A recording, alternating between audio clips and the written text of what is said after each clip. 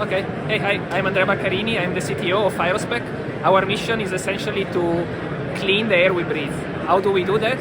We provide data to policymakers, governments, and industries about the chemical composition of particulate matter.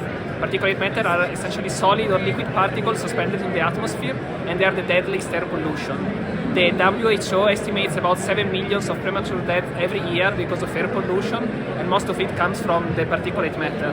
The problem is that very often we don't know what are the main sources and what is the chemical composition. Current methods use offline techniques, meaning that people collect filters, they bring them to the lab, and then they run a lot of chemical analysis in the lab.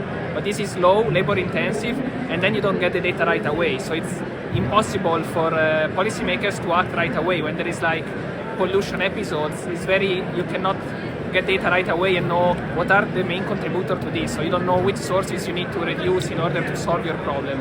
With our instrument, we can get this data in a matter of an hour or so. And what is our key technology is a way to sample these aerosol, these PM particles that are extremely small in a very homogeneous way. So we use electrostatic deposition. We collect particles on a substrate that is transparent to infrared technology, and then we use FTIR spectroscopy to get the chemical composition of these particles.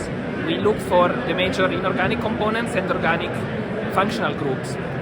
This is a great way to then get an idea of the different sources and be able to differentiate between these. So we can tell how much is coming from biomass burning, for example, how much is traffic, how much is local, and how much is transported. So you know that if you are, let's say, a city and you need to control air pollution in your city, of course you can only act on the local sources. You cannot act on whatever is transported from far away. And with this type of information, you can then regulate and try to act upon it. And that's really the gist of it. So to be able to know what are the main sources and get some actionable data. Otherwise, it's always like being blind and you don't know how to control the pollution.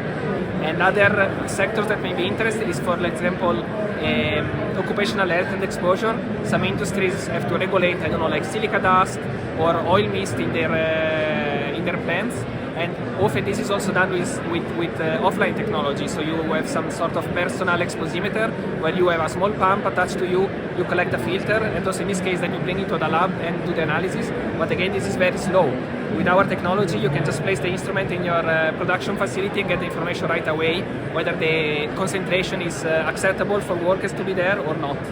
And then there are essentially every type of application that is interested in whatever is suspended in the atmosphere in solid or liquid form.